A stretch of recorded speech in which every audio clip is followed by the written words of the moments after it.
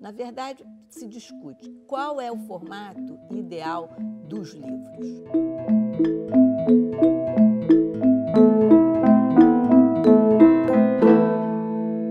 Marieta, no início do ano, o novo governo acabou com o Ministério da Cultura, criado em 82, com uma visão da cultura como parte fundamental do processo de educação, formação e civilização da sociedade e o rebaixou para uma secretaria dentro do Ministério da Cidadania. Mais recentemente, a Ancine foi ameaçada. Como é que você analisa esses dois casos que aconteceram? Eu acho que nós estamos vivendo um momento no Brasil e até em alguns outros países de uma onda de conservadorismo, de questionamento da social-democracia, né, da livre expressão. Então, eu acho que essas iniciativas elas têm a ver com cercear manifestações culturais. Por quê? As manifestações culturais, elas representam espaços de debate, de expressão da diversidade, de pontos de vista diferentes. E governos autoritários e extremamente conservadores e antidemocráticos têm muita dificuldade de conviver com a diversidade, com pontos de vista diferentes dos seus. Essa onda, eu acho que tem muito a ver com isso, né? E é muito preocupante. Certo. Agora, em relação ao mercado editorial, em 2018, ele encolheu 4,5% pelo quinto ano consecutivo, segundo o FIPE. Grandes redes de livrarias fecharam as portas, a retração está cada vez maior. Queria saber como é que você avalia o futuro do mercado editorial nos próximos anos e que medidas poderiam ser tomadas para melhorar esse cenário. Olha, eu acho que o mercado editorial está passando por transformações muito expressivas. No caso brasileiro, especificamente, quer dizer, nós estamos vendo uma crise econômica, uma crise de uma grande massa de desempregados, e tudo isso, efetivamente, gera uma diminuição da possibilidade das pessoas adquirirem livros, comprarem material cultural, né? Então, eu acho que tem a ver com esse aspecto conjuntural. Agora, de outro lado, eu acho que tem uma questão também estrutural. O mercado editorial está passando por muitas transformações. A própria existência da internet, né? O acesso que as pessoas buscam muito mais rápido, né? Muito mais com menos densidade no processo de transmissão de informações. E isso tudo está promovendo modificações. Na verdade, se discute qual é o formato ideal dos livros, né? Durante muito tempo, vigorou o formato de livro físico, né, que era o que todo mundo adquiria. Mas o que a gente vê também é que os livros digitais não têm a mesma recepção que os livros físicos. Na verdade, todo mundo quer continuar comprando os livros físicos. Então, eu acho que isso gera algumas tensões no mercado, principalmente no mercado acadêmico, quer dizer, é o que eu posso falar. Então, isso gera, eu acho, uma dificuldade, porque as pessoas querem, hoje, um grande tema que está na ordem do dia é o famoso acesso aberto dos conteúdos acadêmicos, que é uma coisa muito interessante, quer dizer, de você poder disponibilizar gratuitamente para o público o resultado de pesquisas acadêmicas que muitas vezes são produzidas até com recursos públicos, né? Até tivemos oportunidade de discutir aqui nesses últimos dias aspectos referentes a essa temática.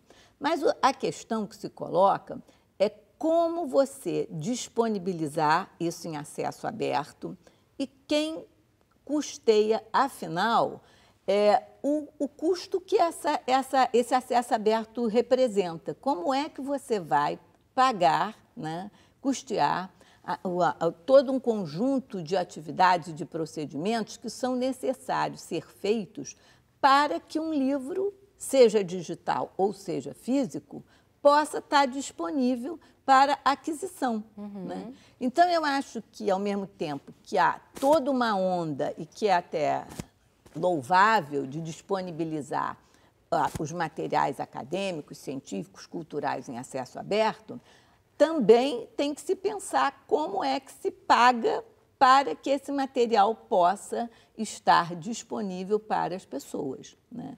E, principalmente, eu acho que tem uma grande questão, seja com o acesso aberto, seja através da venda de livros, ou digital ou físico, que é a dificuldade que eu acho que a comunidade científica, e eu me incluo nesse bloco, de produzir conhecimento que tenha uma grande possibilidade de entendimento e de difusão para o grande público.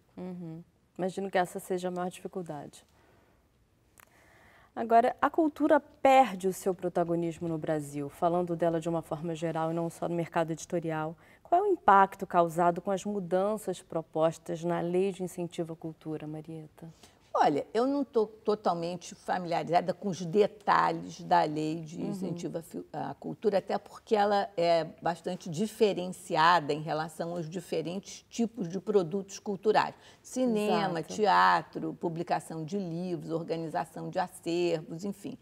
Mas, nessa última década, quer dizer, houve um incremento muito grande da Lei de Incentivo Fiscal, que até passou por transformações e mudanças, né, no sentido de haver um aprimoramento, para que desse suporte a esses vários eventos culturais, principalmente na área de cinema, do audiovisual, né, houve um incremento muito grande de filmes financiados e outras atividades também. Quer dizer, você restringir, você eliminar esse tipo de financiamento, eu acho que vai gerar uma crise muito grande nesses setores. E eu acho que essa crise ela se expressa não só no que diz respeito à produção do bem cultural em si, mas também em relação à própria empregabilidade de um grande número de profissionais que estão engajados nessas atividades, né? Então, eu acho lamentável que essas leis sejam suprimidas. Pode-se discutir problemas, dificuldades, necessidade de correções, perfeitamente. Eu acho que qualquer legislação pode ser aprimorada e melhorada, mas não vejo com muito maus olhos a extinção desse tipo de financiamento. Tá ótimo, Marieta. Muito obrigada pela sua presença aqui hoje. Eu queria falar mais uma coisa. Pode falar. Posso?